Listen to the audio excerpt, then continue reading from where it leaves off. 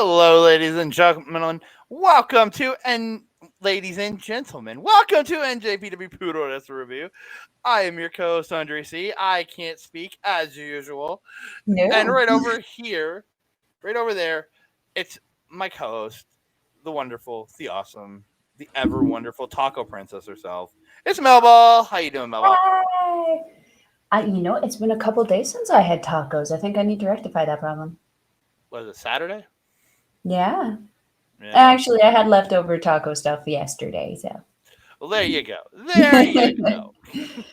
I'm doing great, Andre. We are halfway through the week. We are halfway through watching some amazing wrestling that we caught up from on the weekend. But how are you doing, my friend? I'm doing good. Been busy, work, watching wrestling, just life in general has been busy, and I enjoy it because it makes life go by that much quicker. Just ticks our days away closer to the inevitable, right? It just gets me closer to seeing Prozac and just gets me closer to All In. Yes. And then time just ticks away until I get to see Mike Bailey. It's all there. It's always looking forward to the next big event for me. Progression, my friend. Yes, ma'am. Yes, ma'am. So we are here to talk to Impact X New Japan Multiverse United 2. Before we get into that, I want to thank all of you, ladies and gentlemen. I want to thank you all for the great support, liking the video, subscribing to the channel, commenting down below because we love to hear from you guys. And don't forget to hit that notification bell so you can be alerted every time we drop a new video. Ding dong. Hello. So we are recording this on Wednesday, August 23rd, and today the wrestling world lost a legend in one Mr. Terry Funk.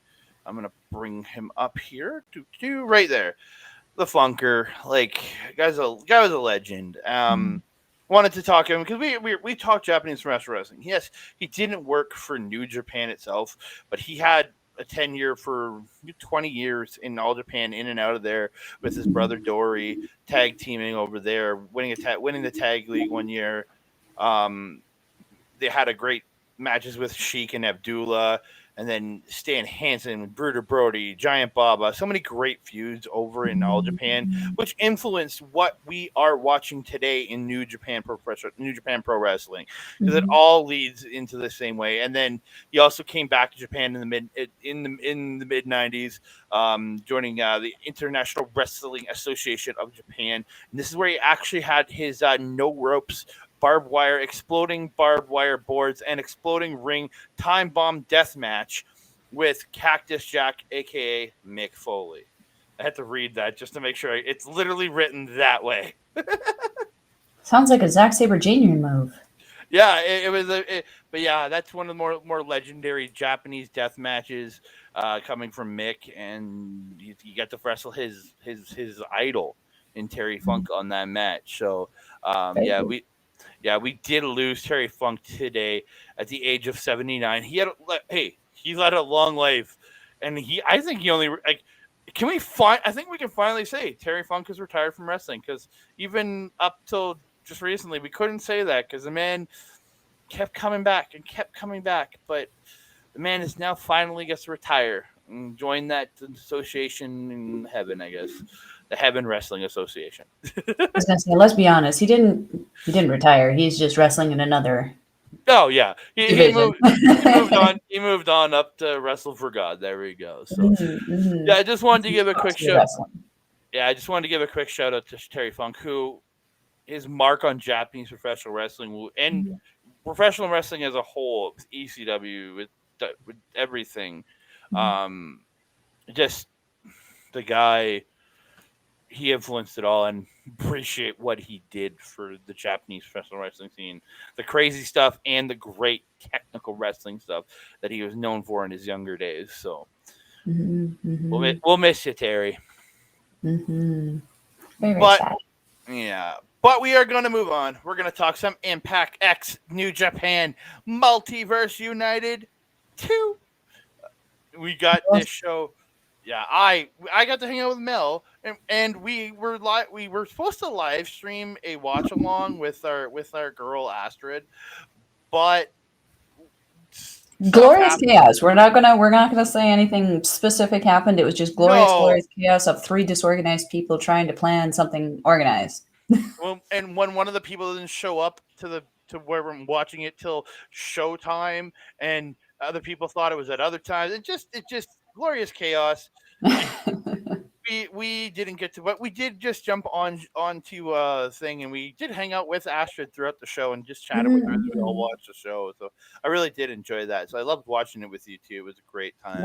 Yes. It was nice to have Yeah, some company for the show. yeah. We watched two shows 2 nights in a row together. That's weird. We did, We yeah. did. We did. So we are going to kick it off. It is the pre-show. We did not actually watch the pre-show, ladies and gentlemen. I'm sorry to say. No, Uh, I heard a buzz. says Wonder the what. phone. I wonder what of Mel's is buzzing right now. Seriously, It's her phone. bruh. We got a 6-man tag team match. It's a Rocky Romero and 6 or 9 Master Wato and the Gooch Ryusuke Taguchi taking on Heath, Joe Henry, and Yuya Uemura. Heath, Joe Henry, and Yuya Uemura did get the win in this match.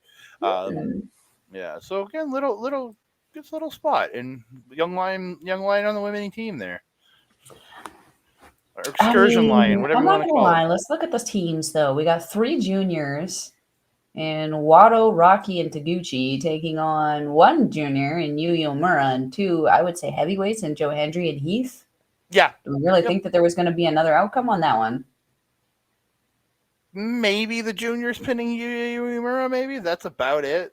That's the only other outcome I could see is if they Yeah, pinned Uemura, because again, he is a lion on excursion. So he is. However, when you pair him with 2 heavyweights, I think it kind of like acts as like a protection for him in some mhm. way, Oh yeah, I'm but glad he also got the the. experience of the 2 of them. Oh yeah, very much so. Yeah.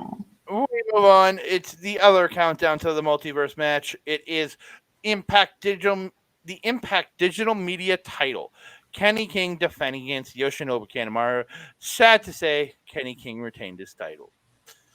I mean, I didn't think that there was going to be a title change, unfortunately.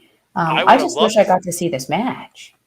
I would have loved to see had there been a title change because, goddamn, Yoshinobu Kanemaru, all his matches are on digital media. They're all on New Japan World. Is the perfect place to defend the Impact Digital Media title. I'm not disagreeing. I'm not disagreeing at all. But from the match that we saw the night before on the All Star Junior, there, Yoshinobu Kanemaru kind of was not performing to the Kanemaru status that we're used to seeing him. He is still the heel master within just 5 guys, and he was not healing or heel mastering at all.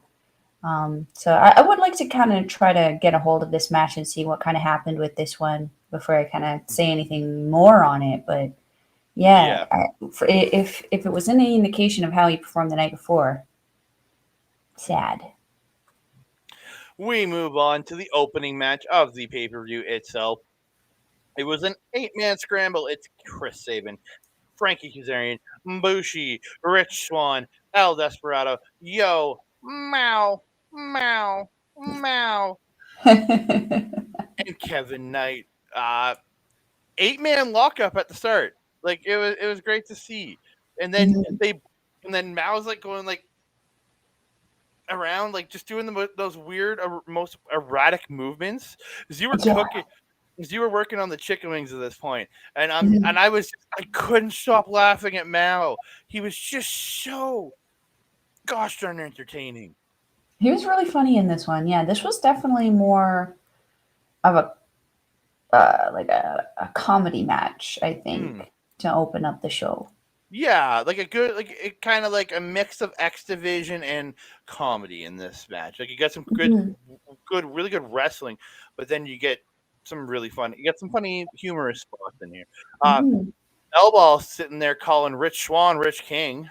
I and like just so casually about it, just like Rich King doing this. He's like, who? I'm like, Rich King. He's like, yeah, that's Rich Swan. Yes, it is. Like, I don't even know how I confuse them. Like, yeah, they look so much alike.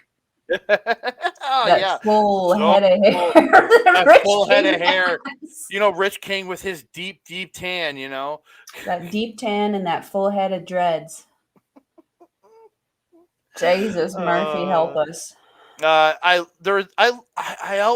has been doing that leap, that springboard leaping leg drop, for years and years and years. But it just always impresses me when he does it. It just always Mm, looks so crisp, so smooth. Like he never slips. He like I don't think I've ever seen that man slip going for that move. And like everybody slips on a springboard dive one time. He didn't. I don't think I've ever seen him slip on that one. So I don't think so. No. Mao gets like this cutter to Bushi, like just looked gorgeous in the way he hit it. So smooth, so Hmm. good. Uh, Mao's like distracting Desperado, just fucking with him, even though he was his tag team partner the day before. He's just fucking with Desperado in this match, trying to mess with him. It was actually pretty funny. Uh, Hmm. 8-man submission hole. Everybody's got a hold on each other, and Bushi's on the one end, and then like then Yo like is like eye raking somebody, and it was just the most ridiculous train of submissions ever. Wasn't Desperado the first person put in it? I think so. I don't actually have the written down the order, but it was just I know it was Bushi and Desperado. I don't know which one was on which end. Bushi was standing at the one end, so Despy was on the ground at the other. Yeah, so it must have been Bushi who impacted the rest of the move because I remember they started bickering after, and you were like, "Oh, he's mad because he wasn't helping him." Yeah, and like Bushi has it, and then he grabs the rope, and then the ref comes over and just kicks the rope to Yeah, get I was so Bushi to mad at break. that. He was so mad at that. I loved it. Big Tower of Doom with Swan coming down, taking the worst of it, and then Knight comes flying off the top with a frog splash for two, following Mhm. that Tower of Doom to Swan. Knight hits a beautiful sky high power bomb to Yo for two.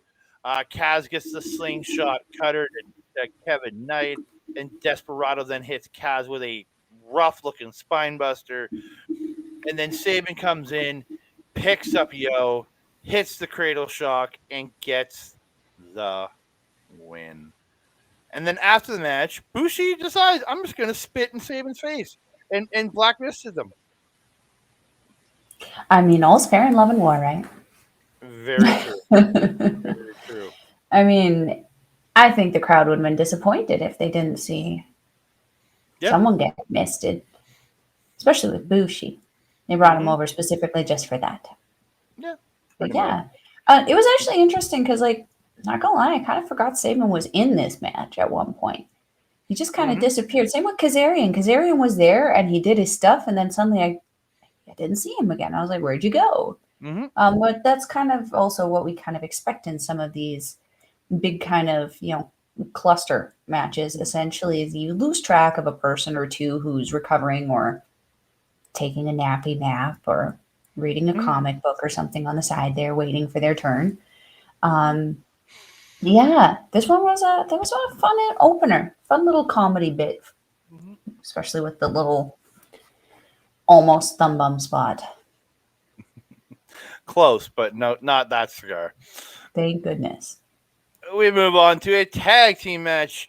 Eddie Edwards and Moose taking on my boys. It's TMDK, Zack Sabre Jr., and Mr. Shane Hayes. God, I love these. I love those two. Mhm. Sabre and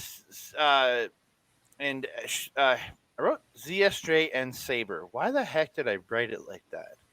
I meant to say ZSJ and Haste working over the arm of Edwards early on, trading out, doing arm ringers and stuff. Mhm. Moose gets that beautiful drop kick of his. Yes, he's a Yeah. big dude, so he's gonna get hype. But goddamn, it's not fair. um, and then he hits the drop kick onto Hayes, and then Edwards gets him on his back and hits the backpack stunner for two. Um, Saber gets a Cobra twist in, then slams Eddie Edwards and gets the neck twist with the feet. It's like I love that. Uh, Mhm. Saber does get the triangle choke in the ropes to Eddie Edwards. Or I think it was the Moose. I didn't write down who it was to. Um, Beautiful chop and kick exchange between Eddie Edwards and Zack Saber Jr. Uh, Zack Saber Jr. Saber gets a PK, but Eddie gets the BTB, but I don't remember what the abbreviation means. So I apologize to all of our Impact fans. I'm not sure what BTB means. Hayes gets an arm drag to stop the Uranagi by Moose, and then hits the corner ball to Moose.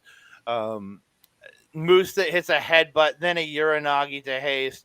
Saber comes in, hits a DDT to Moose, and Eddie hits a lariat to Saber, and all 4 men are down. Flying triangle by Saber to Moose, and then transitions into a rear naked choke. Hayes gets a strike. This gets a strike to Moose, and dropping him, but he can only get a 2 count. Eddie gets the Boston knee party. The Saber then gets then Hayes gets an inverted exploder to Eddie. Then Saber sidesteps the spear from Moose, gets a roll up for 2, but he can't get the pin, and Moose winds it up and spears the boots off of Shane Hayes. Mhm. Moose gets the win. Yeah, Yeah, I was a little disappointed, but a little. yeah.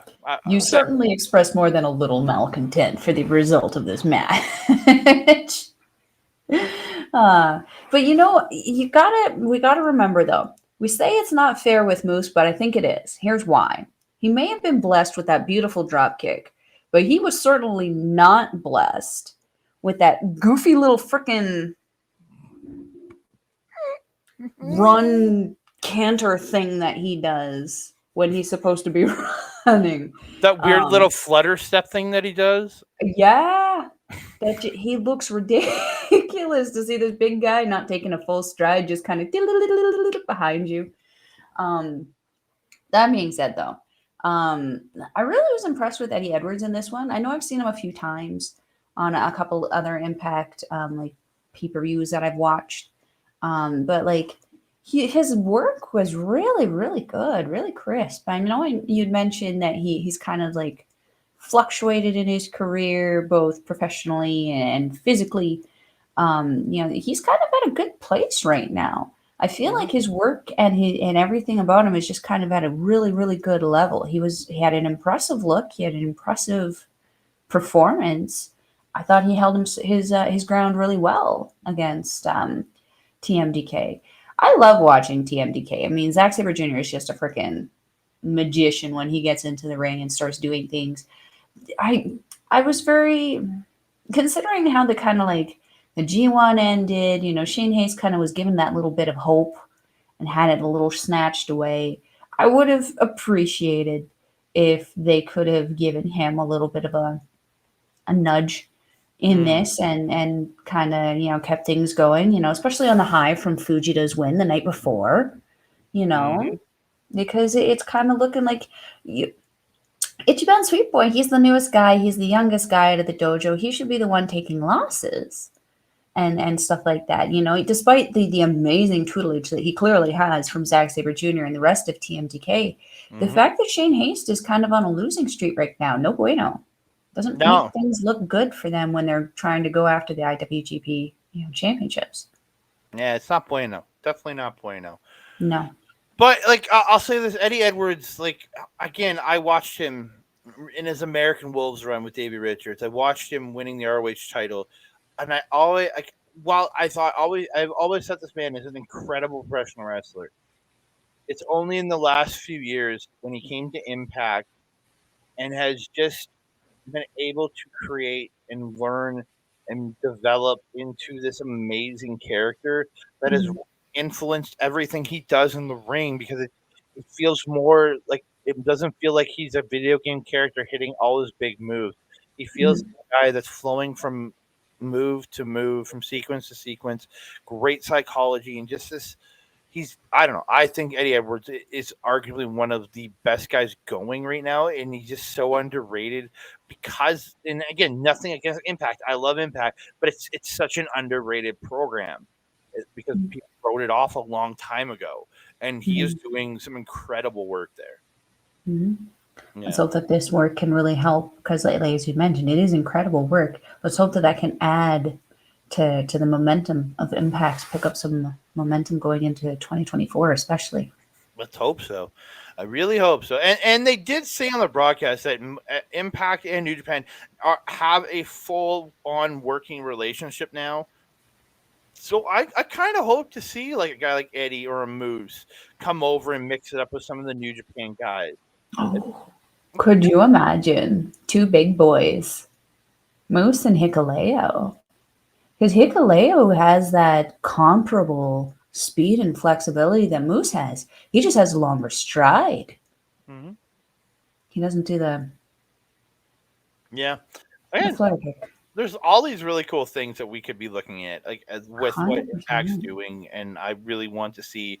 I'd love to see some more integration of Impact guys because again, they tape for like a month and a half in advance, and these guys could run over to Japan for 2 3 weeks in between tapings and do a tour. I would love to see that. Mhm. I really I would. would personally like to see some of the Stardom girls Mm. as you flipped over there start coming over. Speaking of And start, speaking of yeah. Stardom girls, we have an NJPW Strong Women's Title defense by Miss Julia Mhm. taking on Deonna Purrazzo, the Alberta wrestling legend Giselle Shaw, and Momo Kogo. I will always shout out Giselle Shaw because I think she's awesome. All three at the early on are trading pinfalls back and forth. Julia gets the octopus and I think it was on to Deonna, I think, and then Momo ends up like super kicking Julia in the face to break the octopus. It was great. Momo gets the high cross out of the corner, then she gets a 619 to Julia. Giselle pushes Julia and Momo across the corners, and then she's hitting the stomps, and it's looking like she hits that like stomp where she goes up, like very much Mercedes Moné double knee drop into the corner. She does Mhm, mhm, stomp, and I was like, she hit Julia, then went into Koga. It was great. Uh, mhm. uh, Beautiful rising knee into the leg sweep by Deonna Purrazzo to Giselle, and she gets the armbar, but it is broken up. Momo dives off the top and hits Purrazzo and Julia on the floor. That was a great dive. Julia goes for a twisting tope, Giselle with everybody on the floor goes for this like flip over, like tope, like Oh, corkscrew tope over the top, and like when she came down, her like upper body hit the apron, and mhm. like her legs caught the other girls, but it was like, oh, I felt so bad for her, man. Yeah. I think Oh, that was where she got that pretty big, nasty gash on her leg that she resulted. and she did. So we were talking about that she had something on her boob. She did get a bruised boob. She said it online. She had a bruised boob. Okay. I mean, they bruised you guys. They're out Yeah, there. They get hit. but we were It talking about it. happens. You said it was makeup, and it's like no, it was an actual bruise. Well, I thought it could have been because Deanna was wearing some pretty black looking Yeah. smoky eye there. You know, if she accidentally motorboated her during the match, which happens, it could have transferred on there. I'm just saying. Oh Jesus. Oh, Could have. Julia. Julia has Giselle up on the top rope and starts spanking her on the top rope, Yeah. and then follows it up with the butterfly suplex off the top. Moma and Julia landing hard shots on Deonna and Giselle, just laying them in. Looked really good. Uh, Mhm. Giselle shot. I can't. I don't know what I wrote there. I'm gonna just jump to the next one. Oh, I'm just gonna move on. Giselle hits the Spanish fly to Deonna off the top, but Julia breaks up the pin. Mhm. Uh, Momo hits the tornado DDT, to Giselle, but Julia gets her and hits the backdrop driver. But then Deonna hits that like sit down snuff pile driver to Julia and gets it Mhm. through. Then she applies the Fujiwara armbar. But then Giselle Shaw gets the disarmer on Momo, and then they do get broken up. Backbreaker to the Broken up. They fought each other to get out of it. Yeah, like they broke each other up. That's the thing. It was great. Um, Backbreaker to the knee and the complete shot by Giselle to Deonna Purrazzo. She gets a spine buster on Momo. Julia rolls in, hits the rocket kick and a hard slap, followed by the Northern Lights bomb to Giselle, and Julia gets the win, retains her New Japan Strong Championship. Mhm. This was a fun match. I felt that all four of these women had a very nice opportunity to perform. I kind of, maybe this is just me personally, but I felt it could have went a little longer. Mm, I would have liked it to have gone a little longer. Maybe have Momo and Julia show off just a little bit more for the American crowd, because this is kind of like their introduction, essentially, if they didn't know about Stardom or NJPW before. But yeah, I would have liked to see him maybe go just a tad bit longer. Otherwise, that is, whew, all these ladies came out with new gear. Even Julia's, like, it was just kind of like, it felt like a spin on her gear that she's had mm, before. But yeah. everybody else, I think, like for me, I also don't watch Impact regularly, so I don't know what Giselle and Deanna usually wear. But from what I follow it with Deanna, it looked new. Mm, But yeah, it did. And they Mobile had new gear on, looked really good. Again, we're both just yeah, like, oh shit, she's got a third set of gear. We're like, yes, yeah. because With the she went. little parasol and those cute little sleevey thingies. Yeah, because she went from that red gear to the one you see in the picture there to now Mhm. having even more new gear. So like, great! I'm looking forward to seeing her with new gear. Really am. Yes. Oh, Yes. and then one more thing at the end of the match, Mobile attacks Julia after the match, so Julia picks her up and hits a glorious driver. Yeah, just because, talk shit. Get Yep, glorious drived. yeah. So we move on to the next match. It's Doki versus Sammy Callahan. Callahan comes out. Is Doki's out? Then Callahan comes out, and he gets the mic and he cuts a promo and says he wants to make this a South Philly street fight. Doki says yes, I think. Um, I heard yes, please. yeah, that's what I thought. Yeah, he said yes, please. It was weird, but It was I'm very I'm just aggressively. yeah, the guy has manners. It's what it is. The guy has manners. Um, and then Doki. Sorry, I apologize. I apologize. It was a slip of the tongue. I have all respect in the world for Doki now. Doki gets the enziguri, sending Callahan to the floor, and Doki gets the suicide dive. Callahan gets the Death Valley driver to Doki on the floor. Callahan gets paper and decides, or a card It's or a paper. picture of himself. It's a promo picture of Oh, was himself. it a promo picture? And he cut the in between the fingers of Doki, and then he did it to the armpit. Like, what the hell, dude? That's just not cool. Why though? Because he's fucking insane. Just no, that's not necessary. Ugh. No, not at all. So Callahan gets the exploder to Doki onto like an opened up chair, like just yeah.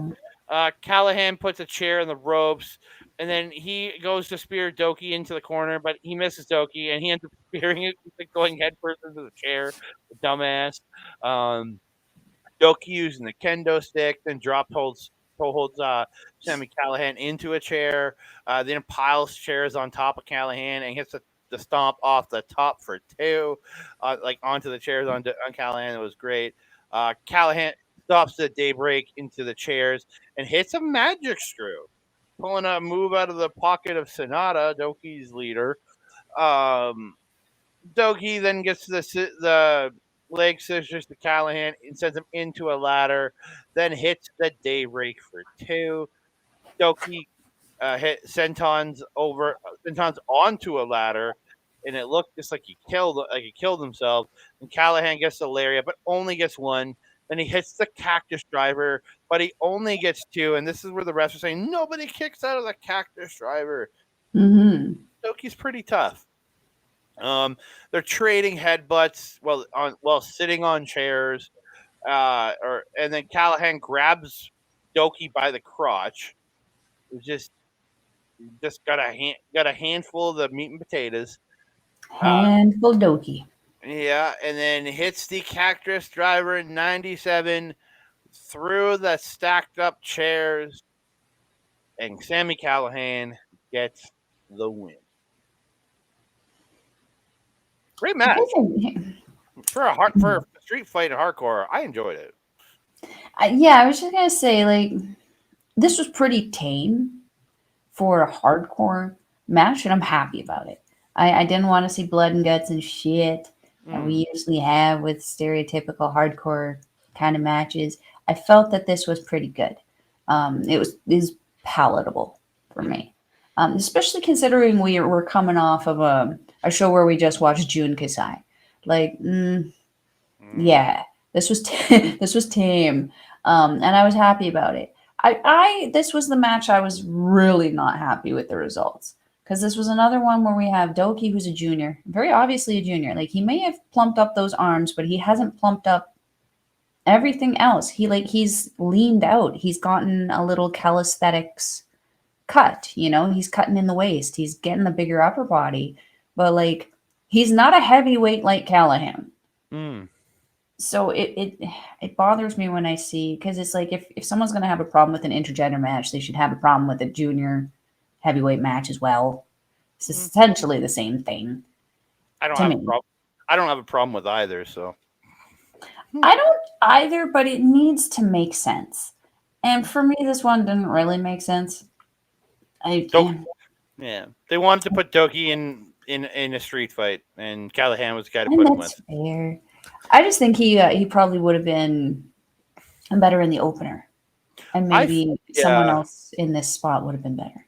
I just feel Doki. Like I wish they would have booked it as a South Philly street fight from the beginning, because at Mhm. least it would have made more sense going in. Because Doki does have a tendency to get into shit like that, Yeah. and You know who that's else was who I think would have been better in this spot? Desperado. I think that if we would have switched Desperado and mm, Doki, that I would have been maybe a little bit more happier with it because I feel like Desperado is a little bit bigger, a little bit more comparable to Callahan, mm. but then has also, like, I know Doki does do these matches, but they're not sensationalized with like, him so much as they are with Desperado.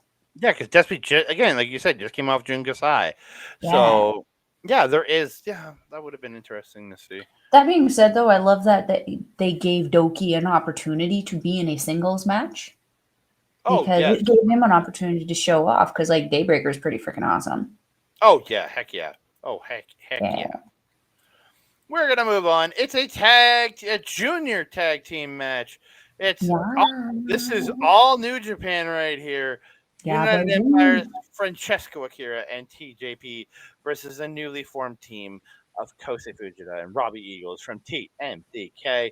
I was so torn in this match because I like like give me some Empire like right there, but like I got my love for the TMDK too. So then like, arguably I've loved TMDK longer, but I think I love United Empire a little more. So I don't know how to Oh. feel here. So it's just they have Osprey, man. So just I don't know. I just don't know how to feel. And like Akira is is Osprey Junior. Like Mhm. so He really TMDK. is. Yeah, TMDK is working over Akira early. Fujita gets a calf slice around Akira early on the match. Um, they fight back. United Vampire fights back, sends TMDK to the floor, and Akira hits the high cross off the top to them on the floor.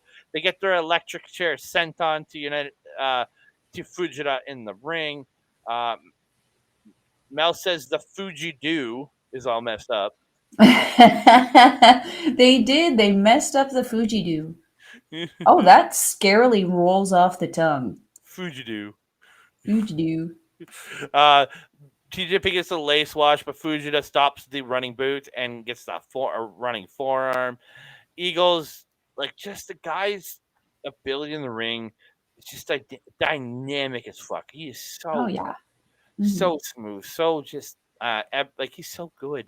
Hmm. Um, yeah. Robbie I already said that. Fujita gets the shotgun drop kick to Akira, and then Eagles hits the double running knees in the corner to Akira. Um, Eagles gets the Ron Miller special, but Akira, but TGP does break it up. Akira hits the Ferial Ring or the There you SOS go. or the SOS. It was a Ferial Ring. And Eagles goes for the turbo backpack, but Akira gets the poison Rana. Um, Fujita hits the shotgun drop kick, but TJP reverses the wheelbarrow into a roll up, and then he hits, and then they get the double stomp neckbreaker combo out of the corner, and then TJP goes up, hits the Mama Splash for the 2. Should have been it. It should have been over right there. Eagles hits a super kick. Eagles hits a super kick and chop kick combo. I don't know what I wrote there. And Eagles gets the corner and Sakuri. Fujita hits the belly to TJP for 2. Eagles hits Fujita by accident, and he gets taken out. And Yui hits that 3D Fates Buster thing that they do, or 3D X Factor thing, and they do. And then they hit the sandwich knees, and United Empire gets the win. Yes. Not Great a good night for TMDK. No. Yeah. Jesus. These guys are just, the 4 of them, just so quick, so good. And all 4 of them very technically sound for incorporating that high speed, high fly abilities that like all 4 of them have. Even Fujita, for being such a very technical guy, if he's asked to go up, he goes up. He does what he needs to do to pick up those wins. Yeah, I don't have a whole lot to say on this one. I just remember enjoying it a lot. Yeah, and Fujita, I think, is in the. I don't think there's a better team that Fujita could be with. I agree. He's learning technical mastery from arguably the best technical wrestler on the planet. The award, the man that has won the Daniel Bryan Award for years and got screwed over last year by Daniel Bryan. Got that stolen from him. He's learning excellent, like high flying mastery from one of the best high flyers in the game in Robbie E. If he goes and works with Teets and Mikey Nichols some more, he's gonna learn that how to be just a beast of a fighter, and be able to throw power around, and then just learn from Shane Haste on how just to be one of the greatest characters in professional wrestling. Like this team can create the ultimate wrestler out of Kosei Fujita if you really think about it. Yeah, let's hope they do. I really hope they do. We move on. It's Bullet Club versus the world, ladies and gentlemen. Really, it's Bullet Club versus North America and Tonga, I guess. Well, Tonga is technically not in North America. It's part of North America, isn't it? It's not in North America, though. I thought it was part of North America. It might be part of our like Commonwealth, but it's like okay. Bullet Club not versus, near here. Okay, Bullet Club versus the Western Hemisphere. Bullet Club versus everybody else. Yeah, so we have Bullet Club's Ace Austin, Alice Coughlin, Chris Bay, Clark Connors, David Finley, and Kenta. And then we have taking on the world of Josh Alexander, the French Canadian Frankenstein, PCO, the DKC, and the Gorillas of Destiny, El Phantasmo, Tamatonga, and Tangaloa. He is official member of that faction now. It became official, I guess, on August 13th. At the end at the show where him and Hikuleo were posing with the strong titles after the show. He became an official member that day, according to Wikipedia. I might be a little less inclined to believe the Wicks there, but yeah, take us into this chaos. Glorious chaos, man. Loa like flicks the hat off of Connors. Oh, that was so funny. So good. So funny. And like based on what we've been seeing from Connors recently, like attacking women and children, you would expect him to go absolutely, no pun intended, ape shit at that.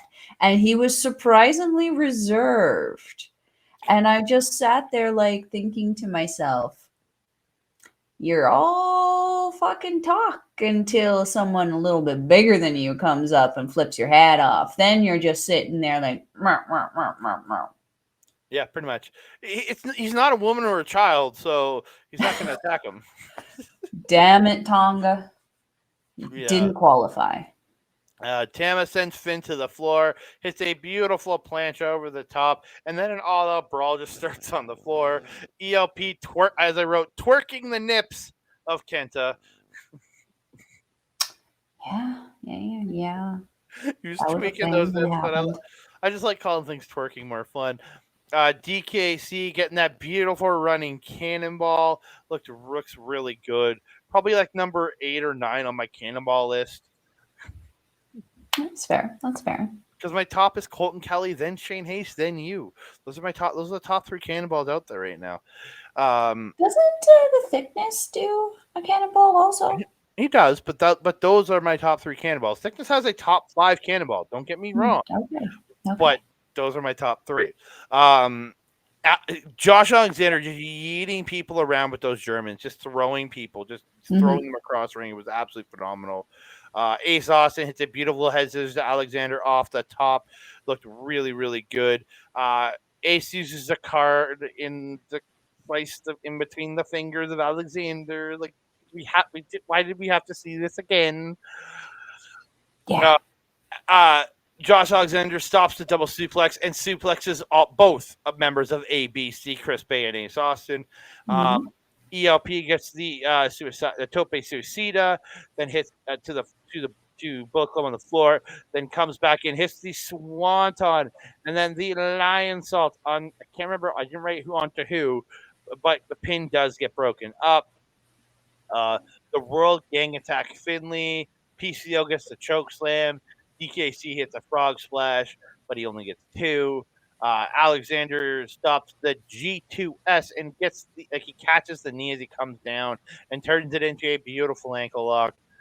Ace Austin gets a Fosbury flop over the top rope.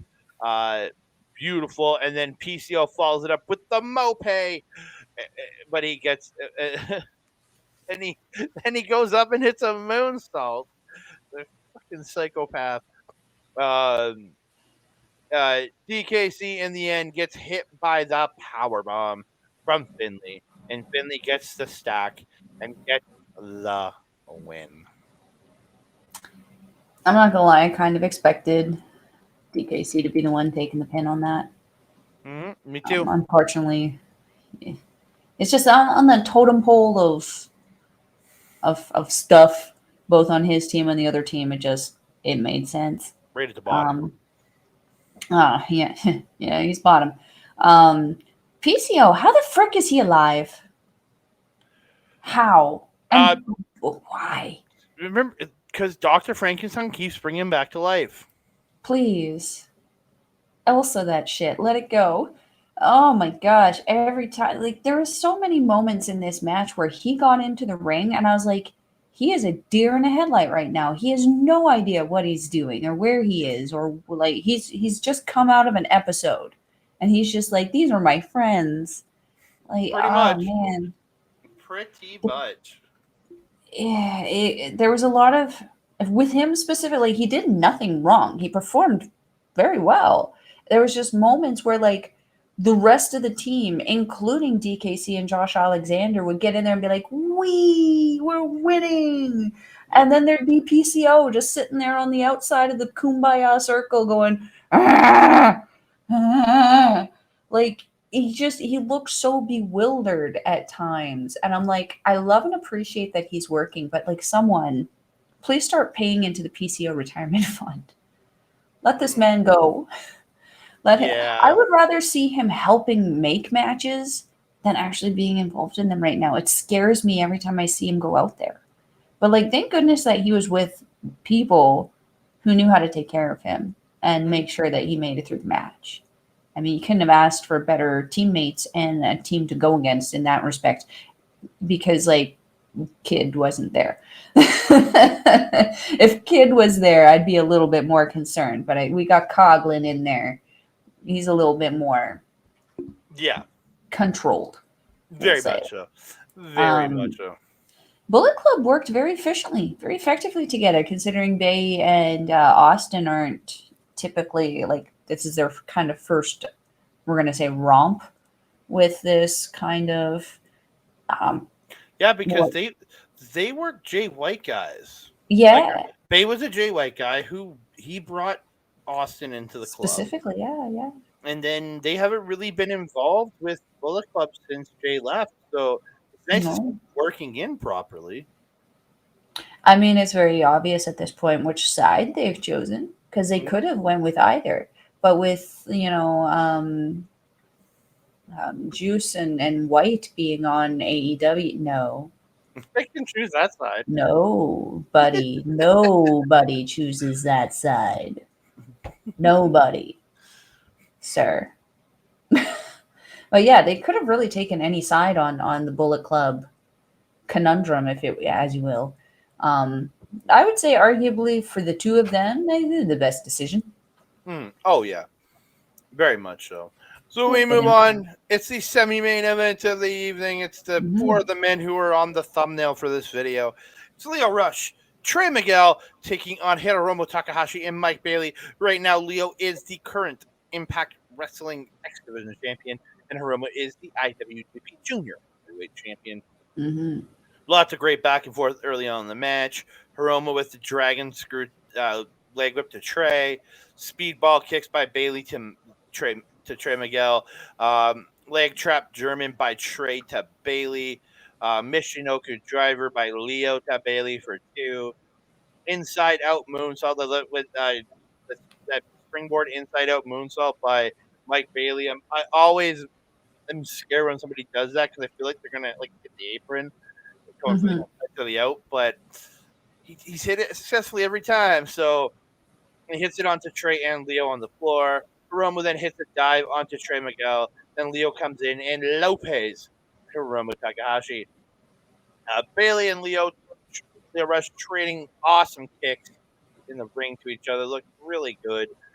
Miguel gets the stomp. Trey Miguel gets the stomp to the back, and then twisting down kick uh, to Hiromu, like that spin into the kick, like the down kick, which is really Hmm. good. Um, Bailey gets a roundhouse, and they get the double, and him and Hiromu get the double super kick to Miguel, and they hit the ultimate time bomb, which is the ultimate weapon into the time bomb. But Leo Rush stops the pin. Trey Miguel rakes the eyes to stop the time bomb and hits a suicide DDT to Bailey on the floor, and Rush hits the rush hour, which is the springboard stunner to Hiromu, but only gets.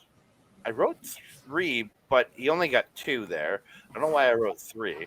Um, Was that Mc- when the ref actually hit the mat 3 times, but it was only a 2 count?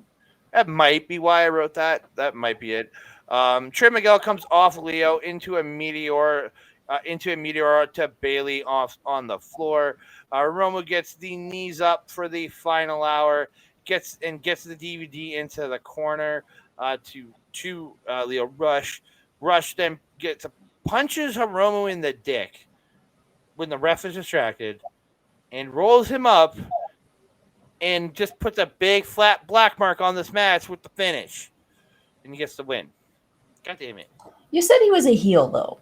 Yes, but I still don't. It was such an incredible match, and you had to end it in an evil way. That was very much an evil finish, and Yeah, I don't when like you're it. a heel, yeah. No, evil in the shitty wrestler that we've been dealing with. Evil. That's what I mean by evil. Like Oh, well, I mean, maybe that's who he was hanging out with when he was over there. Maybe he wasn't hanging out with Yo. Maybe he was actually hanging out with Show. maybe that's why Yo's got such an attitude on him these days. Hey, I mean, yeah, I've been telling you. It's not a good attitude, not a good look. And look what happens. See It's what true. happens. It's Yeah, true. I wasn't happy with that. I wasn't happy with the end of this either. Incredible match, though. It was Mm-hmm. really awesome to see Bailey and Hiromu with matching gear, where Yeah. like Bailey had those little touches of fluff on them, just like Hiromu's and he's got the little flag thing on his foot. It was very similar to Hiromu's. I really, really like that. I thought it was a nice little touch. Yeah, I found it odd that the two champions were the ones deciding the end of this, and I really disliked. Again, you know how much I hate ball punches in general, but like to have it end such a fun match like that, Hmm. it was a letdown. Yeah, it was a bit. Like it just, I don't know. It's one of those things where you just sit there and go, It's like someone pulled the really? rug out from underneath you when you're having a good time. You're just like Yeah. la la la la la la la, and suddenly you're ass over tea kettle and you don't know what happened. So yeah, after the match, since Leo did get the win, he's demanding a match against Hiromu for the title, and they had. But then Mike Bailey's in the ring going, "No, I get in the title shot because I won the tournament yesterday." Hmm. Um, Hmm. so it is official for Destruction in Ryogoku on Monday, October 9th. We Hmm. have. Oh, I scrolled right past it. Sorry. We have for the IWGP Junior Heavyweight Championship. We have Hiromu Takahashi defending against Leo Rush and Mike Bailey. Way to cut in line. I'm down to watch that match. I'm excited, man. Those three are I gonna mean, kill it. yeah, it's gonna be nice because we've already gotten like one-on-ones between combinations of the three men minus Trey because he wasn't at the Mm-hmm. Super Junior thing. Um, it'll be a fun match. I just some slimy tactics, Yeah, slimy tactics. slimy. Slip, Slime isn't always good, people. Slime slip, isn't always slop, good. slip, swash. I don't know what to say here. Now, don't say those again. Slip, slosh. Jesus. Eh, eh. Oh Oh gosh. Jesus! All right, we're gonna move on to the main event because we're getting close to the hour mark here. It's Alex Shelley defending his Impact World Title. Almost said IWGP. His Impact World Title versus Hiroshi Tanahashi. Really good back and forth wrestling early on. Tana pulls Alex uh, through the ropes, through the under the ropes, and crotches him on the post, and then just wraps the knee around the post to damage the knee, and he starts attacking the knee. Shelley really starts working over the arm in this match. Beautiful standing sliced bread for two by Shelley, and after the two he transitions into the Border City stretch. Um, Drop kick to the knee by Tanahashi applies the clover leaf, but it was not locked in very well. It was very sloppy in the way he had it. Shelley was still hurting him, but not to what it should have been. Um, Drop kick, or sorry, twist and shout three times by Tanahashi and follows those up with the sling blade, but he only gets two. Tanahashi misses the high fly flow, and Alex Shelley hits the knee to the back of the head, then hits the Motor City Maker for two, his version of the Rainmaker. Tana then gets the bridging German for two. He follows it up with the sling blade. Why does it say sling player? What the hell? That must have been my phone auto correcting sling blade to sling player. He gets the sling player, but then he goes up to the top. I get stopped up top. He gets it. He gets an armbar up top, but Tana fights Shelley off, and Shelley hits headbutts and gets an air raid crash off the top for two. The end of the match comes. Shelley gets the shell shock, otherwise known as the Blade Runner or the Sister Abigail, and gets the win. Mm-hmm. Oh, I was worried about this match when I saw it It announced. ended up being a lot better than I expected. Yeah, it did end up being very, very good. But again, I was very worried when I first saw it because Alex Shelley has been in this business a hot minute. But he is so good, so talented, and still so quick because he's smart. Mm-hmm. He's very smart with himself and his injuries and stuff. And I mean, wrestlers always have these injuries. Any athlete has these little nagging injuries. Honestly, you can take care of them so that they don't become a Tana-sized issue by the time you're at Tana's point of your career. I mean, before the ring hit, again, Tana looking stiff. I was very worried. And then when you told me he didn't have his teeth in, I was like, oh, Lord help us. He's going down and he's going down swinging. But Mm-hmm. you know, he did really, really well this match. As soon as that bell goes, it's like 10 years gets knocked off of his life and he's back down to 30 and performing a little bit more like that. It was actually a really, really great match. I was very, very happy with this. But I always worry when I see Tanahashi now. Yeah. Yeah, because again, you never know what could happen to this man, and he's Mhm. not taking the time off he needs to take to heal up and get better, and you just worry. Mhm. You just worry about the guy. Because I want to see him work another 10 years. I want to see him be able to Ric Flair his career, to Muda his career, to Nakanishi his career, and just go, go, go. But man, like Nakanishi was, I think, 10 years older than Tanahashi when he retired and still moving better, you know? Take Yuji care of your Nagata. knees. Yuji You know, Nagata's like 55. Like he's 55. He's 8 years a older than decade Tana. older? He's 8 years older than, or 9 years older than Takahashi or Yeah. Tanahashi, and he moves better than he does. But again, Yuji Nagata has taken breaks. He's gone when he's got had an injury. He's gone home. He's Yeah. taken the time off he's needed to, especially in the later years. He takes his Mhm. breaks. He does what he needs to do. Tanahashi will not take a break, and that's what's going to be his downfall. And it scares me because as a fan, I don't want to see anything bad happen in the ring. But man, Tana, please. I remember when I first started watching NJPW, that was when he had first torn his bicep and he was refusing to get that fixed. The detriment that can have on your body. I mean, just basic movement cannot be easy. Like I'm scared of the day he's running for a sling blade and blows out his knee, but he blows it out to because of how damaged they are. He blows it at the point that he ain't gonna ever be able to get back in a ring. That scares Mm. me. I love Or seeing can him. complete the match, yeah. I love seeing him. Don't get me wrong, but I Yeah. worry. The more you see him when he's walking down the ring, you can see him like taking gingerly steps because of Mhm. his knees hurting him. It's like you worry. Yes. We love watching him wrestle. That's why we worry. Yeah. But we've come to an end of another episode of Mhm. NJPW Puroresu Review. Impact X New Japan Multiverse United 2. I absolutely had a great time watching that show. Mel, thank Yeah. you for having me over to watch that show in person. I loved it. Yes, we had chicken wings and chippies and all kinds of good stuff. I brought the chips and candy, and Mel made the chicken. So Yes, I did. it worked out well.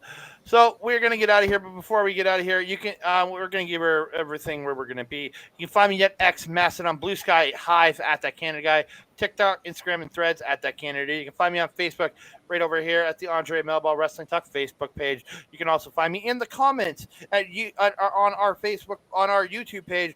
You drop a comment, myself and Mel will be responding to you. I love getting the alerts of people commenting, so please do that. You can Mhm. also find me popping up in random times, random places on whatever show I randomly pop up on. Half the time I just pop up in the chat on the Our Local Establishment Twitch streams at twitch.tv/Our Local Establishment. They also live stream on youtube.com/at Our Local Establishment. But talking about where I'm going to pop up this upcoming weekend, please, this Saturday night. Don't have a time view, but I will be dropping on socials over the next couple of days. You can find me on Mike the Ref's Twitch page at twitch.tv/Mike the Ref. We're going to be breaking down and giving our predictions and just talking about the all in card, the build, what we've thought of it, the build, what makes us super excited for this show. I think the thing I'm most excited for the show is just to sit in my jammies and watch this show with my friends. But Mhm. but I'm super excited for that. So me and Mike will be talking about this show and we'll be breaking it down Saturday night, giving you our preview, giving you all the information you're going to want to know about this show before you tune in at twitch.tv/Mike the Ref. You can see the replay for that at youtube.com/at Backbreaker Video on Sunday morning. You can and then don't forget, Mike has so much great gaming content going on his Twitch channel, but it all gets replayed at youtube.com/at backbreaker_gaming, where there's him, there's Mr. PJC, there's Mr. Rick Jules, and the wonderful, wonderful Kayla J keeps popping in and doing streams with Mike, and I love it. There's a golf stream going up in the next few days. Please check that one out. Kayla J and Mike just hanging out, having a relaxing night, playing some golf. It was a good stream. It was a really fun stream to watch. And Kayla J did say to you to tell me to say hello to you, Mel, when we talked that when I was in the chat. So Oh, Kayla J. yeah, I love Kayla Kayla J. J. Yeah, Mel She's Ball. amazing. Yes. Where can the humans of this world and all the non-humans and all the other things in this world find you? Well, that covered everybody, didn't it? If you're wanting to follow a Melball, you can follow her on the X thing at Collins Melball. You can follow her on Facebook, TikTok, Instagram, Mastodon, and Blue Sky at Melball Collins. You can also find me on our local establishments programming Paramindful, along with Alex the Werewolf and the Gold Standard Carl Carafel. We just dropped a fun video on mermaids, lore about them and what we think they really are and what we think that they're doing down there. Yet we can't see them. That's the point. You can also catch me on Astro Pizarro's YouTube channel with our show, Ladies Wrestling Showcase. We put up every couple of weeks. We've been a little slacky on it. Astro's been pretty busy. Busy girl, getting a lot of opportunities. And we're going to be back this week, though, with topics about Stardom Wrestling and a little bit more follow-up on this whole drama following Mephisto and her ideas about the AEW locker room. You don't want to miss out on that. Mm-hmm. That being said, Andre, do you have anything else to say? Oh, wait. I have to tell you guys that if you want to watch NJPW, you can go to njpwworld.com. We will leave a link in the channel description to get there. It is 999 yen, or approximately $10 Canadian, which is actually more like $7.15 American, which, you know, do the math. There's an app for that, I'm sure. But it's still an amazing price to watch some amazing wrestling. You can also go back in the NJPW databanks there and catch some of the older shows from years past. You dive down into 2017, you're going to find one of my favorite indie guys back in the day. I don't know what happened to him, but I sure hope he resurfaces. Maybe he went extinct. But if you find Dinosaur, you let a Melball know. And if you're a WWE fan, go back to 2012, 2013, and check out a guy named Prince Devitt. You might know as Finn Balor. He has some great stuff there. I believe there was also a Pac was there way back in the day as well, around the same time. Did not look like the Pac now. Not even a little. And that being said, Andre, do you have anything else to say to the beautiful people? Thank you. I just want to say thank you so much. I appreciate all of you guys for watching, commenting, talk, and just engaging with us. Do we have any ding-dongs?